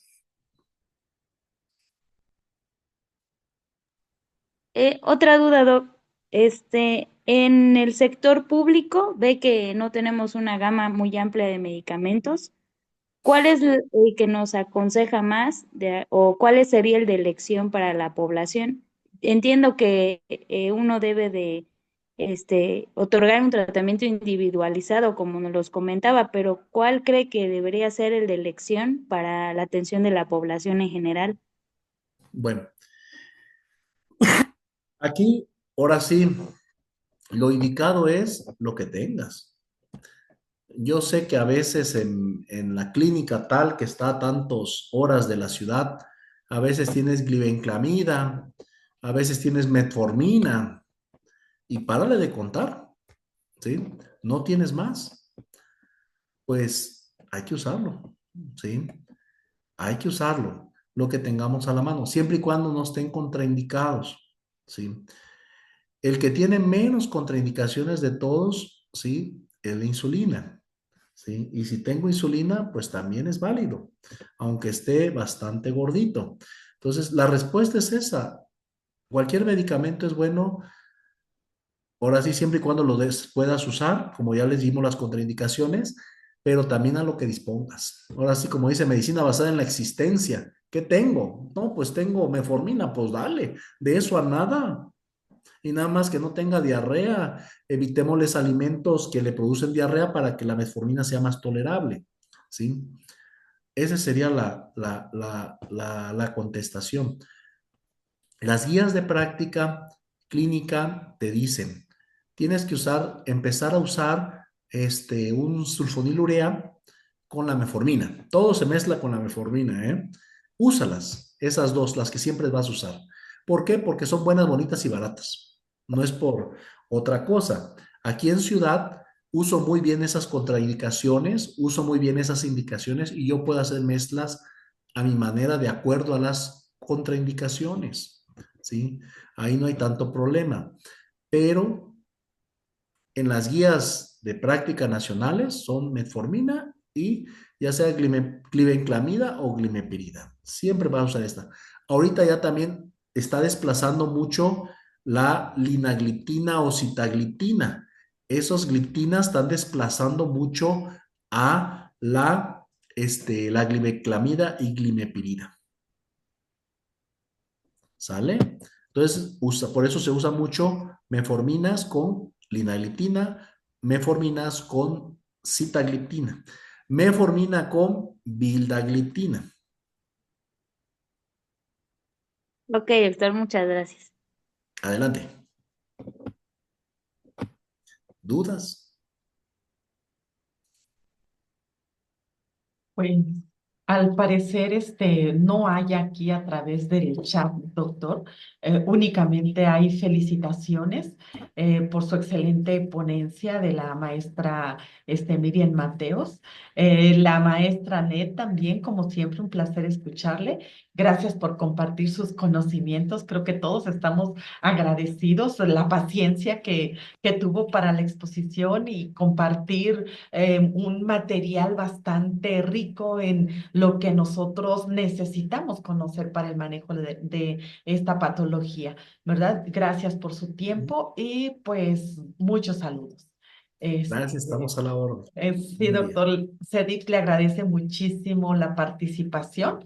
Si no hay alguna otra pregunta y felicitación, le vamos a compartir lo que es el la constancia Ay, gracias. de participación para que, pues bueno, tenga usted a bien conocer que, pues, para nosotros su participación es bastante, bastante valiosa, ¿sí? Y ojalá que, pues, no sea la primera vez, ¿verdad? Ah, claro que sí, con gusto. Que Como tenga. mucho de síndrome metabólico sabemos un buen porque es nuestro pan nuestro de cada día. Sí, creo que fueron bastantes las referencias que usted nos compartió y que pues vamos a bien también nosotros hacer una revisión de estas, de estas referencias que nos dio usted a conocer aquí. Entonces, pues bueno, le compartimos le damos a conocer la constancia y decimos que el Consejo de Enfermería y Desarrollo e Innovación para Profesionales de Salud otorga la presente constancia al doctor Darinel Navarro Pineda por su destacada participación como ponente del tema manejo de insulinas e hipoglucemiantes que se llevó a cabo el día 19 de febrero del 2025, doctor.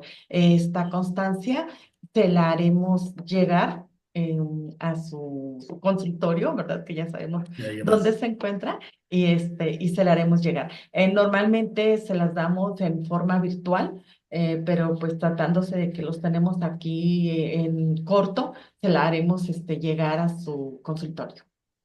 Gracias, muy amable. Muchísimas Gracias por la gracias. invitación. Mucho gusto, doctor. Y Gracias. pues, hasta luego. Buenas noches. Buenas noches. Pues bien, muchísimas gracias a todos por su asistencia. Los esperamos en la siguiente sesión, que ya saben ustedes que son 3 para que ustedes adquieran su constancia de 8 horas, en razón de que los que son colegiados y no asistan a las 3 sesiones, pues únicamente se les otorgará la constancia por las horas que ustedes participen. ¿De acuerdo? Muchísimas gracias por acompañarnos en esta sesión. Bonita noche.